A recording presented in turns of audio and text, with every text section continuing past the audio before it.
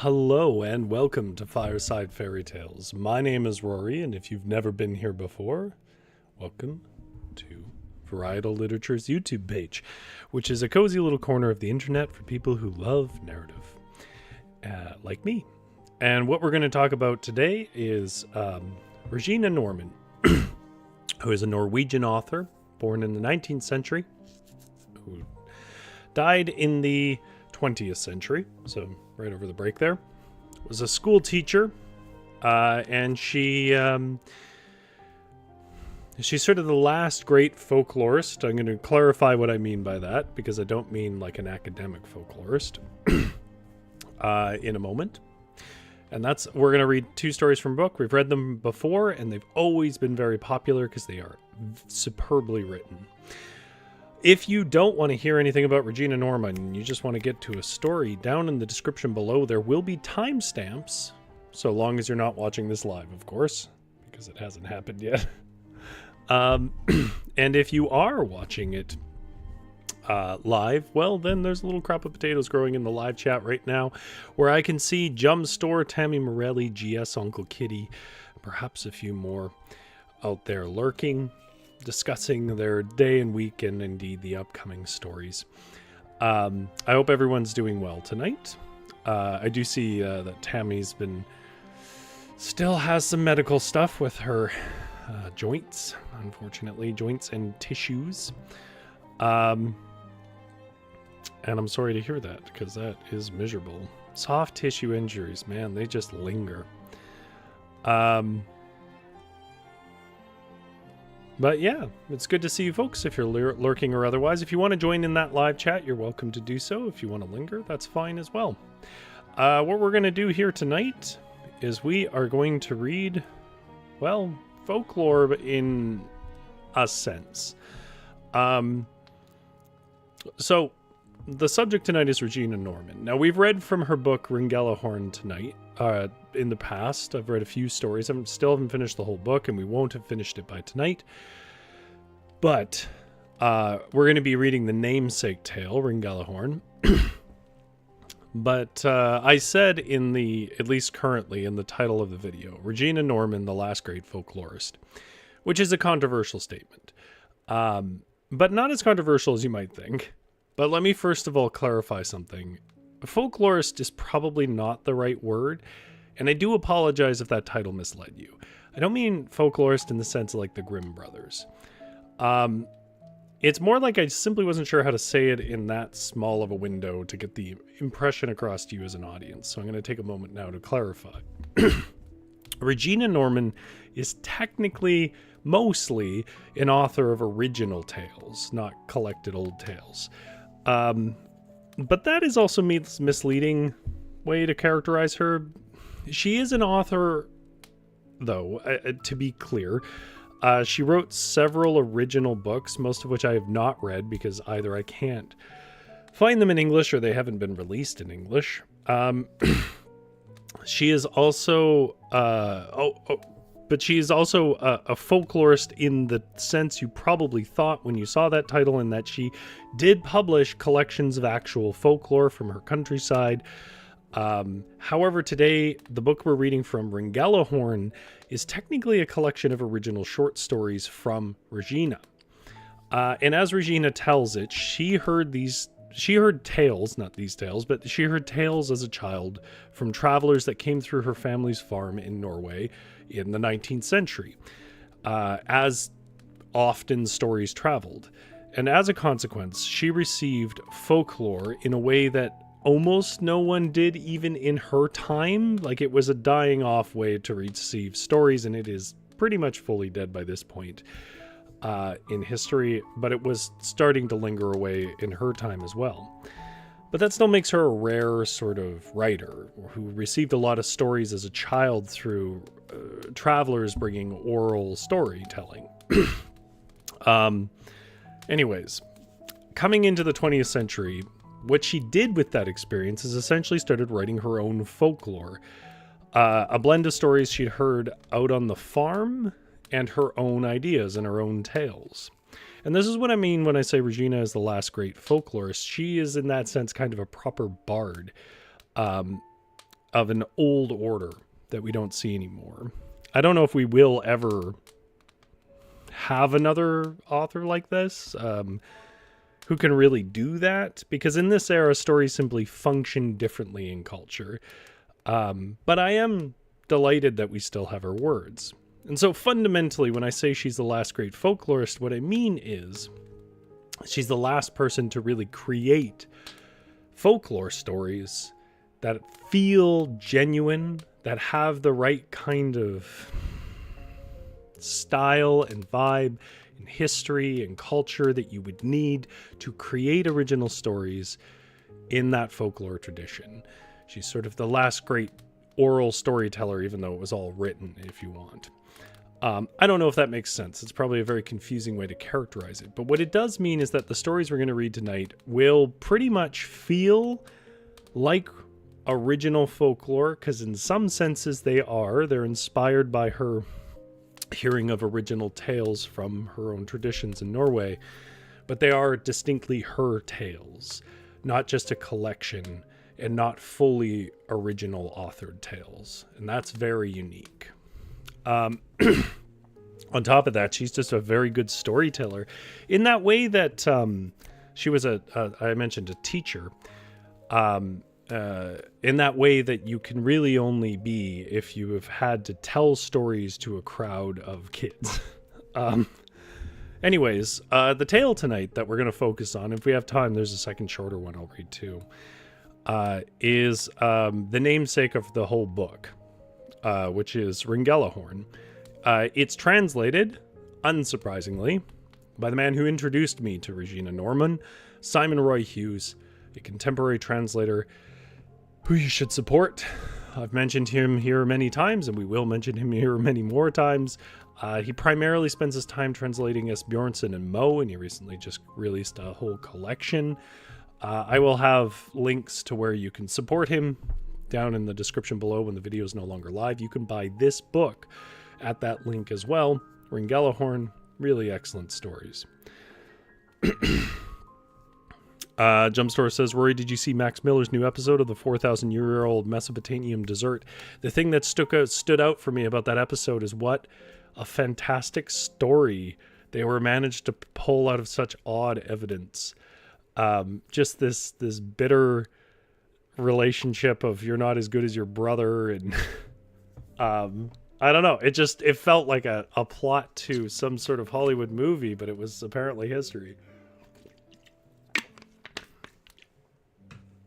It was excellent.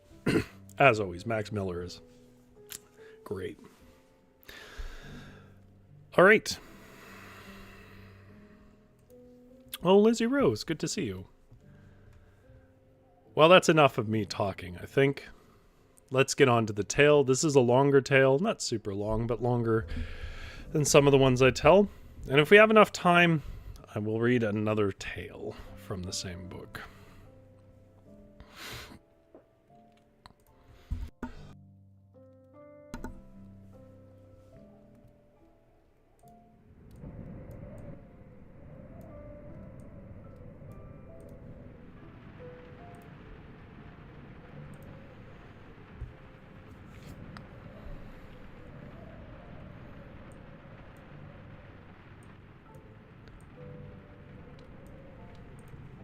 As always, let me know if there's any troubles with the audio, mixes off, or anything like that.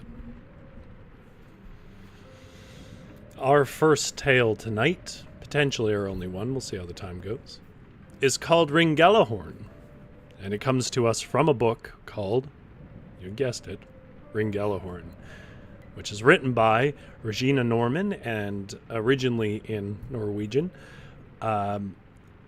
She has been translated here by contemporary translator Simon Roy Hughes, who you can support at the pinned comment below. There was once upon a time a king who had an only son, and he held him so dear that he could not bear to be apart from him, neither by night nor by day. If the king sat on his throne, then his son had to sit by his side on a silver chair, and if the king took a nap after dinner, then the prince had to lie in his arms. Never was the boy allowed to play with children of his own age. Never was he allowed to invite children home with him to the castle, but the prince was a kind, pliant boy, who was more than willing to please his father in all that he demanded.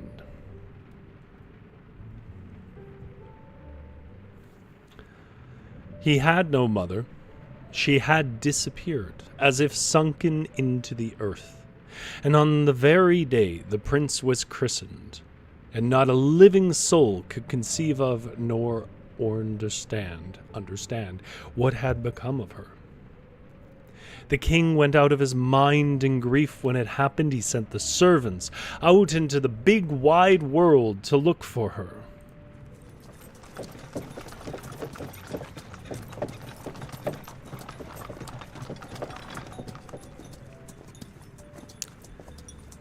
But wherever they went, and whomever they asked, no one had seen the missing queen. Perhaps this is why the king did not dare let the prince out of his sight. Perhaps he was afraid of losing him, too. And then he would have no companion to comfort him as old age came and made him helpless under his heavy burden. The day the boy turned 15, the king fell so ill that it was unpleasant to even be near him. The most skillful of physicians were sent for, but they could do nothing to stop the sickness. And the king grew worse and worse, and then there came a day that the prince went for a walk in the farthest part of the garden to draw some fresh air after all the nighttime vigils, and he met a small and crooked old woman.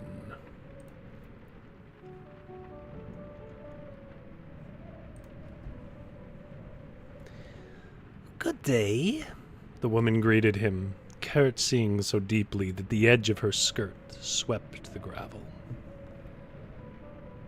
"Good day to you," replied the prince, and then he began to move on, but the woman grasped hold of his cape, held him back. "If the prince knew what I know, then he would not be in such a hurry to get away from me," said the woman, still holding on to his cape. "I'm in no mood for talking to anyone," said the prince.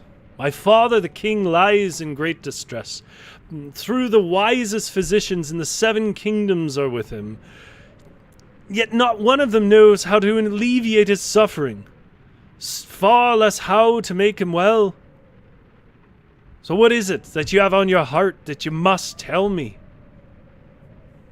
700 leagues hence," started the woman, "there is a castle built of copper on the beach between the sheer mountains and the great ocean.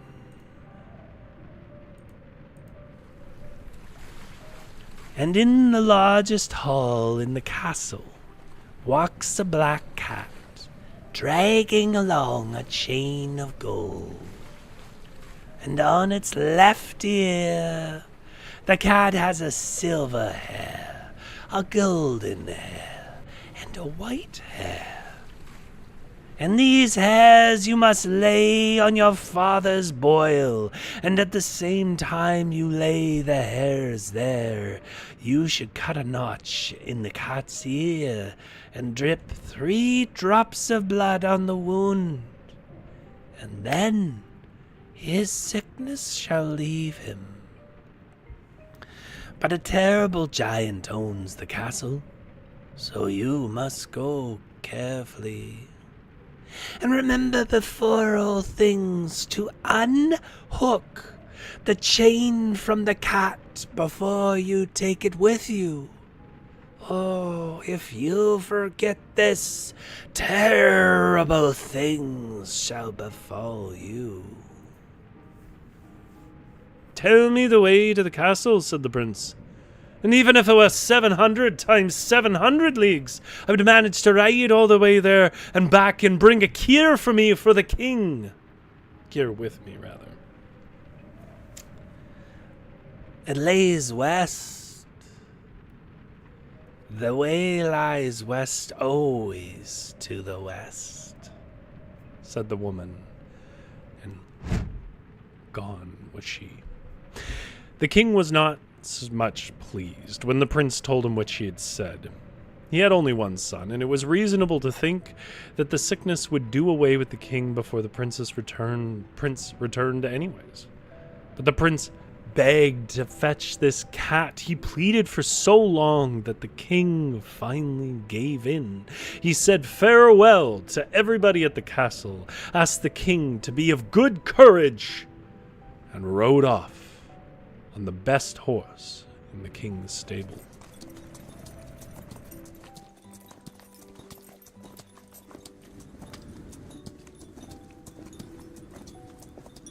Westwards he rode, over mountain and desolate marsh, and at great length, and greater than great, he came to a broad river.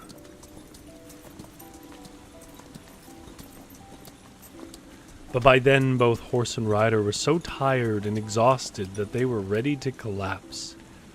And so he got off the saddle and slipped the horse to graze, made up a fire on the riverbank, and took out some food. And just as he sat, a steel gray maley goat came and stood beside him. The prince was fond of animals and scratched the buck beneath the beard. "What are you for a hound? And by what name does your owner call you?" the prince joked. "I am called Ringelihorn, Ringelihorn, Lincoln stinkin' pinned for plunder in a clear horn. There is no owner of me, and when you call for me by all my names, I shall come and serve you," said the buck. Ringelihorn,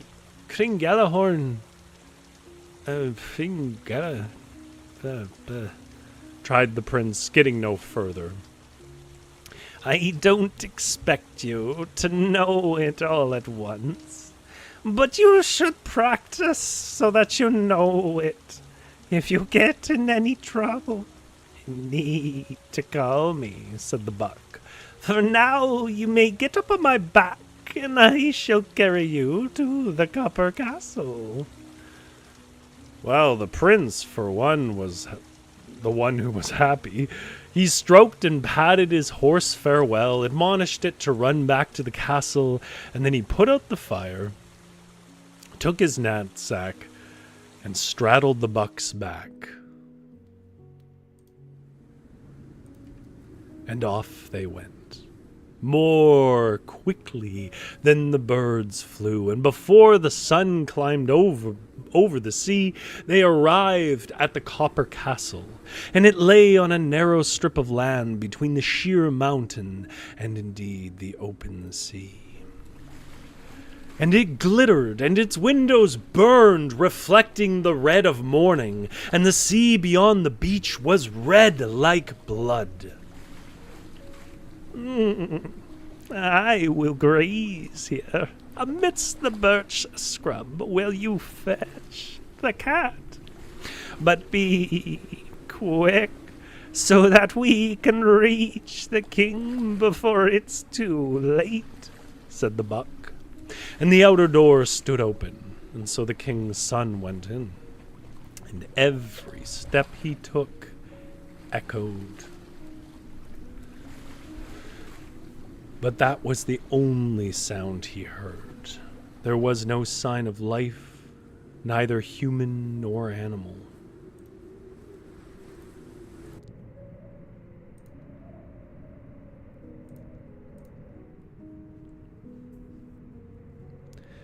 Until finally he reached the great hall.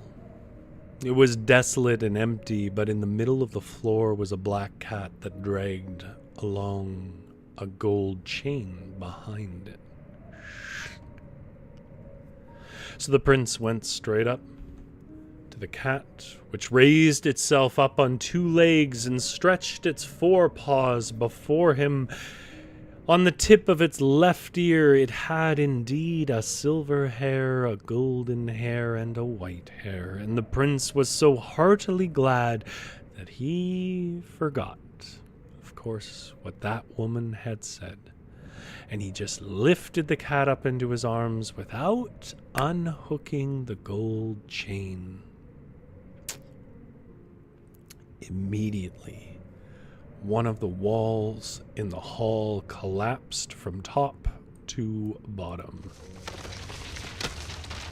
and a mighty giant was revealed in the opening.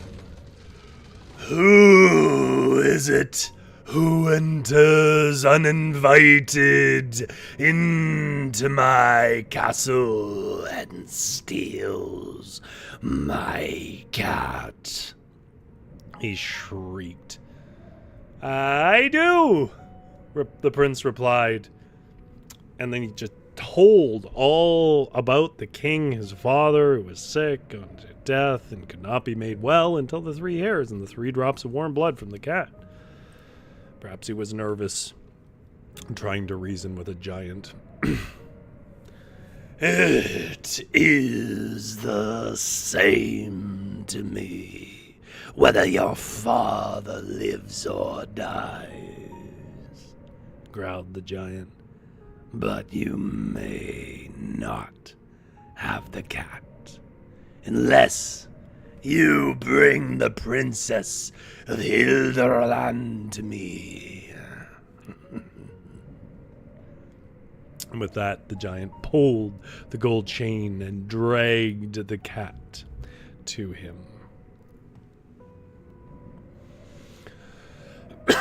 The cat, for its part, fought against this for all it was worth, and looked so lamentably at the prince that he was in tears by the time he came out the castle. The buck trotted to him with its mouth full of fresh grass. "Where is the cat?" he asked.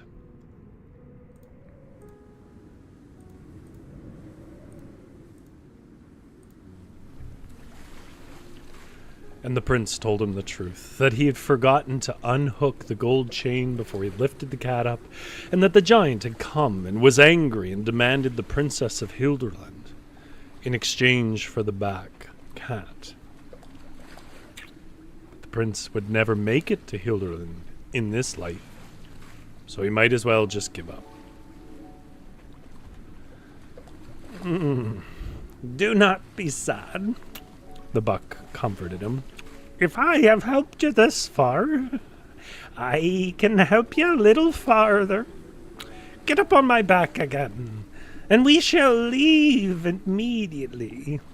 Else we not arrive where the country's above the sea, and visible for human eyes." Well, the prince did not need asking twice. He threw his leg across the buck's back, and off they went across the sea.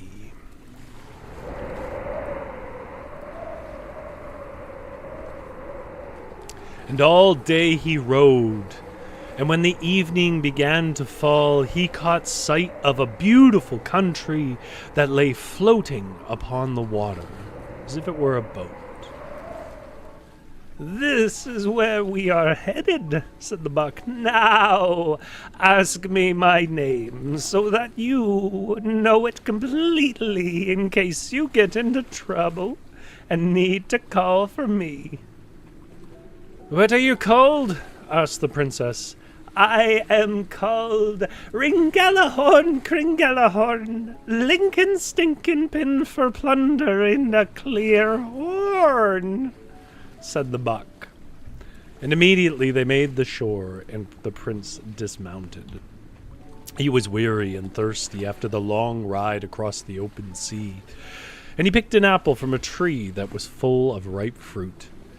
And then when he turned to find the buck, it was gone. He called for it without mentioning it by name, but when he received no answer, he decided instead he would follow a footpath until he came to a clearing in the midst of glorious fruit trees.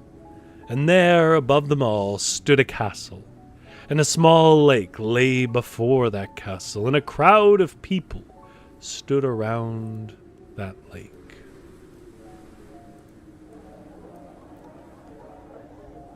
Some walked, some rode, some drove in fine carriages.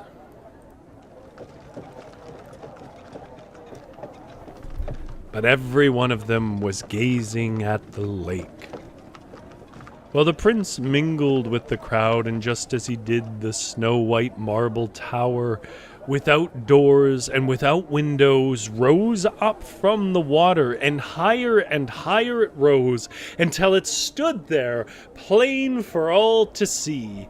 And at the top of that tower's spire stood a gorgeous princess, who gazed on at the sunset. While the crowd of people around the water tried to attract her attention, but she ignored them all. She just stood, gazing until the sun had come to rest between the golden clouds in the west. And then she went in. The tower sank and disappeared again beneath that water. Well, the prince asked around. He told the Princess of Hilderland. He was told that the Princess of Hilderland lived in the tower, and that the king, her father, had promised her to the one who could get into the tower. But the entrance was at the very top, and the tower was as sheer as a church wall and as smooth as glass. Day after day, the prince walked with all the others and spent the time before sunset trying to catch a glimpse of the beautiful princess. He forgot about his father. He forgot about the cat, the buck, and the whole wide world. At length he grew so poor that he had no money, neither for food nor for shelter. The host he lodged with had taken his chamber from him, and so he slept in a mere shack in the forest.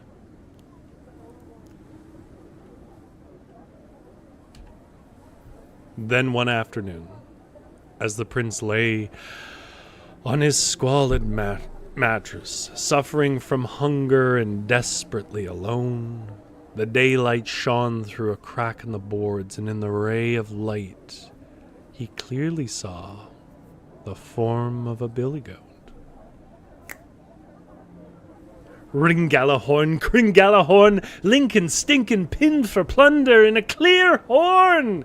cried the prince. Immediately the buck stood there.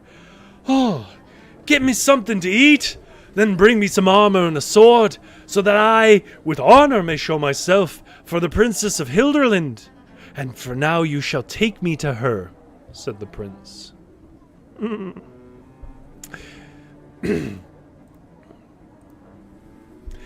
"Open the hatch behind your headboard, and you shall find everything you need," said the buck. And behind the hatch was a small chamber, and there stood a laid table, and on the wall hung an impressive suit of ornamented, pure silver armor, and a keenly sharpened sword. And when the prince had eaten both well and at length, he put on the armor and girded the sword around his waist. Then he sat astride the buck and rode round on it until it was time to go and fetch the princess up in the tower that rose from the lake. As the sun was setting, the Princess of Hilderland stood on the spire of the tower, gazing, as she was to do, at the sun, but this time at something coming closer and closer. At first she thought it was a large bird, but it turned out to be a gleaming rider on a steel-gray billy goat. And the rider came all the way to the spire of the tower, and the buck trod the air as if all four of its feet tramped against solid rock in a breeze. The crowd around the lake cried out and screamed. But the prince wrapped his arm around the princess's waist, lifted her over the railing, and set before him on the buck, and rode off with her, and immediately there was a terrible din, and Hilderlin collapsed and sank into the sea.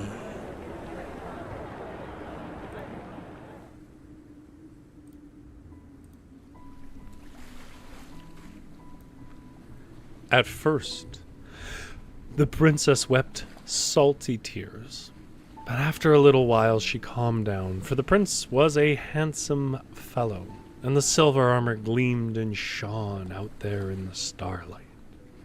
But as they approached the copper castle, the prince had to tell her why he had fetched her, and then she wept even more than before, and she wished that she were dead. She had no home, she had no friend, and now she would be given to a troll? The prince was so grim that he could not voice his grief. His father had to be saved from death. He had no alternative, or so he felt. And when they arrived at the copper castle, the giant stood there with the cat on his arm.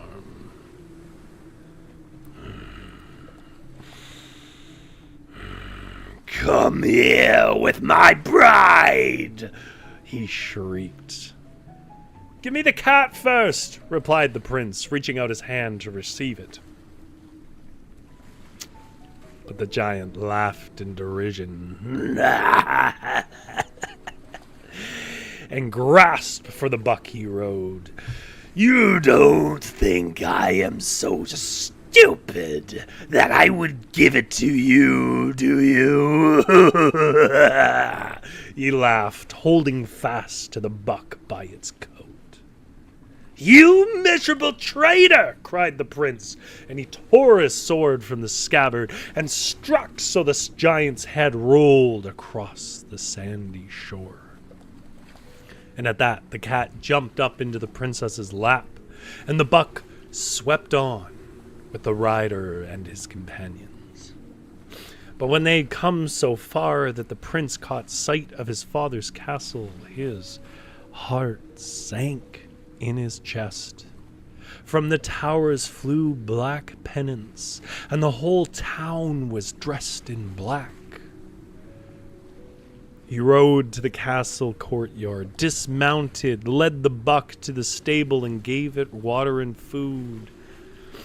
And then he took the princess by the hand and the cat on his arms, and went into the hall where the king laid, stretched out on a bier, surrounded by a crowd of grieving servants.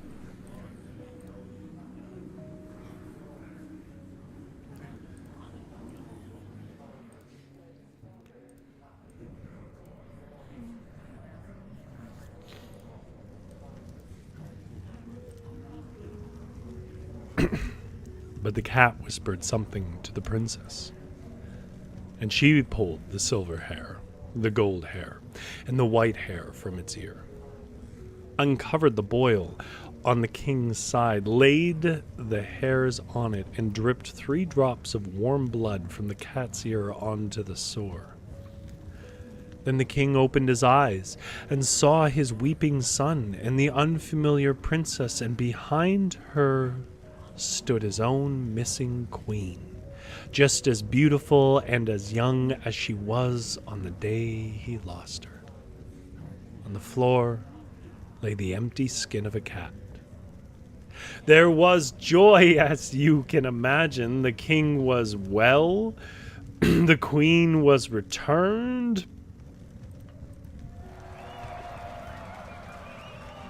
And the giant in the copper castle had thrown the form of a cat on her and held her captive, and the prince held a wedding with the princess of Hilderland,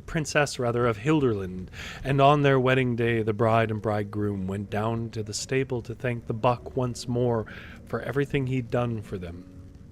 But the buck was not there, and in the great joy that had been given them, the prince had forgotten all his names.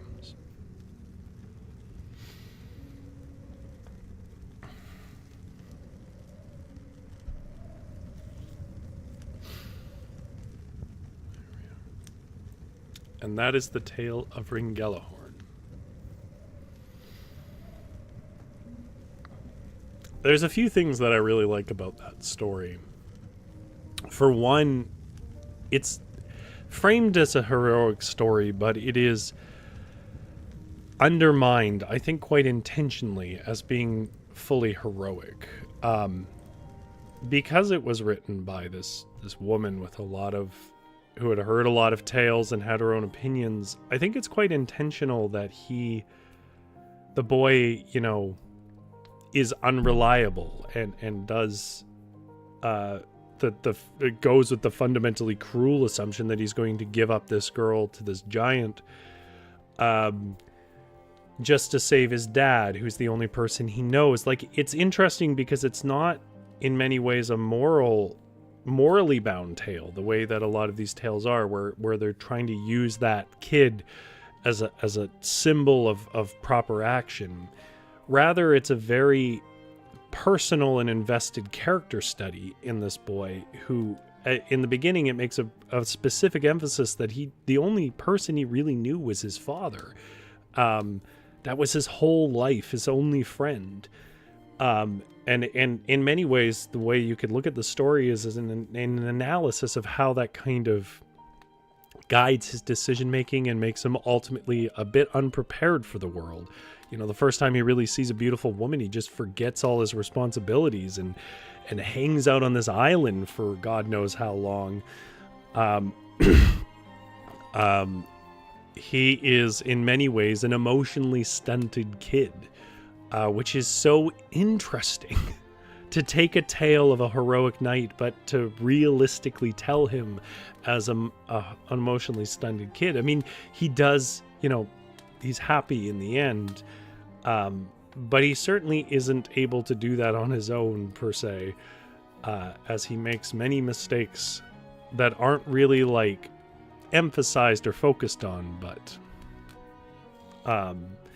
Yeah, Jumpstore, I think that is the point. His father was not a great parent. And the consequences of that ripple throughout the story. He's not reliable. He forgets to take the gold chain off, which is a classic kind of fairy tale thing. You get the warning and you forget. But then he just doesn't know what to do. He can't conceive of being without his father, and so then he... rather than accepting death and moving on or whatever, would be willing to go and ruin this woman's life to do it. He's not a hero, per se. It's something more interesting than that.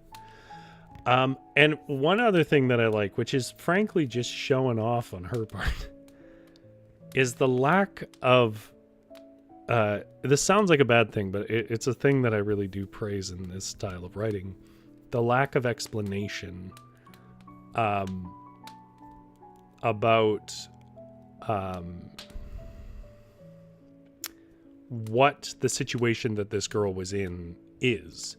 She comes out of this tower. Her father says that, only people who can climb it can get her. She doesn't seem happy to be in this tower.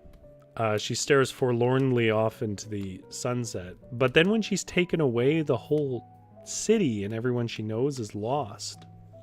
And it's like a classic sort of tragic formulation where there's just no version of the world where she gets to be happy. And I think that's interesting as well. I think it's also specifically interesting that this was written by a woman, so we can assume that she is not being accidental in that perspective. I think there's a very purposeful emphasis on who that princess is and what the effects of this story are on her. Yeah, it's just a very fascinating tale. Jumpstore says, well, as long as he's happy in the end, cares about all the lives of the people around him. I don't think the story really demands you take a perspective in that way. It just is a lot more factual. I mean, she wrote this in the 20s or something like this. This is sort of the advent of the more grounded modernist styles in literature. So I suspect she's not moralizing or endorsing the guy. Like you might normally expect from folklore. Okay, so Princess Who Went to the Heart of the Earth. We have time for that. Jumpstore asked about the shadow again. So I read the summary. Definitely seems like a Halloween story. Come back to me on Halloween. I'll see if I can work it in then. Or October.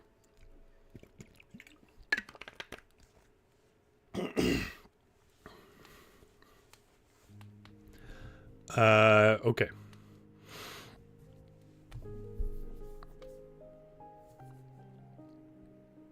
Yeah, we have time for this. This is a much shorter tale. This tale is a lot more humorous. It's not a big adventure. I've read a version of this kind of formulation before. Not exactly. It's possible I've read this before, but I do keep records, and I couldn't find any record of me doing it before, so who knows? Maybe I missed it. But if I did, it would have been a while ago. Oh, no, this isn't the right one. This is the one.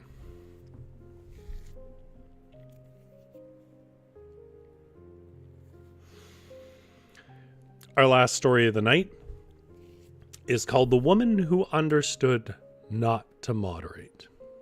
It also comes to us from Ringelihorn, and it is a story by Regine Normann, translated by Simon Roy Hughes, who you can support by buying this very book down in the pinned comment below.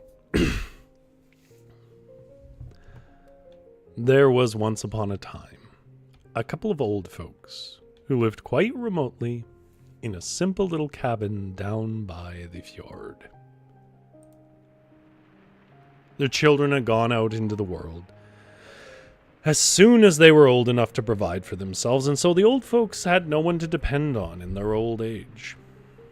Then came a day when the woman did not have a stick of firewood in the house to lay beneath the porridge pot.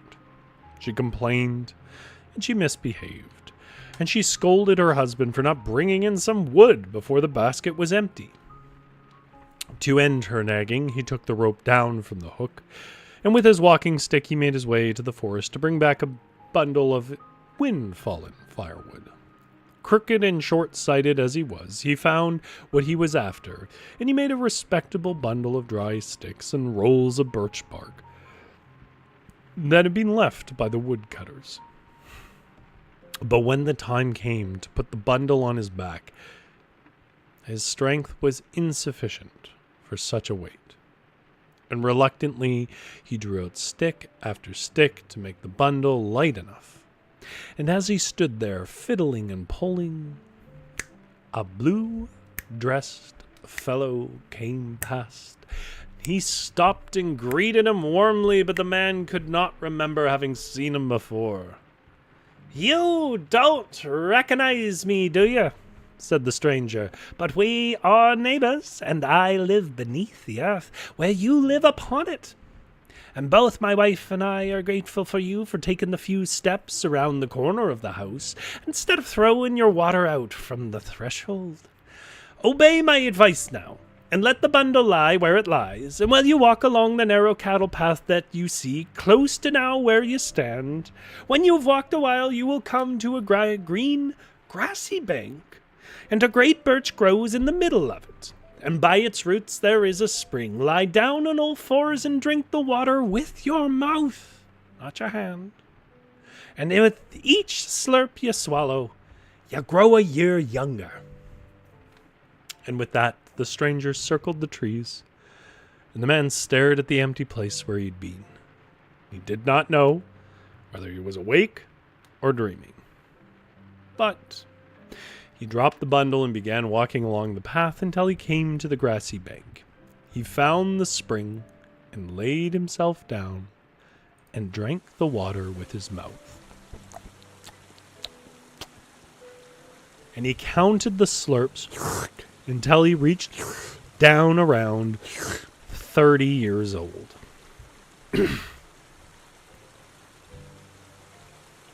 And he thought this was far enough. Strong and glad, he returned to where his bundle lay, but when he caught sight of it, he had to laugh. For it was so small, He worked to make it many times bigger, and when he hurried home to his wife, she stood out on the threshold, wondering what manner of madman it was who came humming and singing from the forest with the huge bundle of firewood on his back.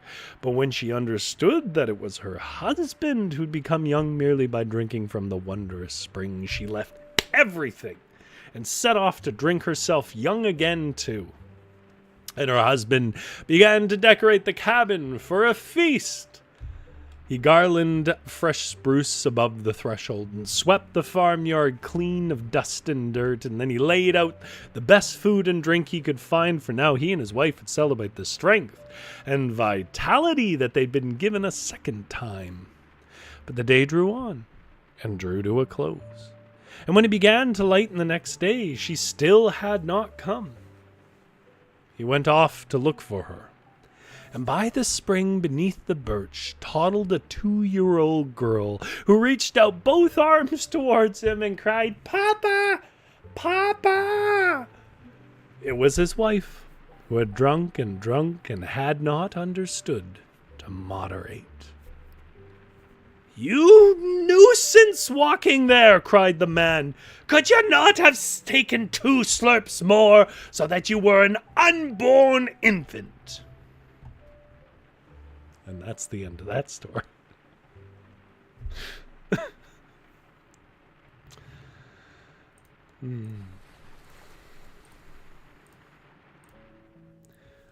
And yeah, that's 2 tales from Regine Normann. Truly, in my opinion, one of the best writers I've read from the 20th century. Oh yes, I didn't ask about teas. Thank you for telling me, Jumpstore. By the way, Rory, in case you're curious, tonight I'm drinking a tea blend I made myself from pomegranate seeds.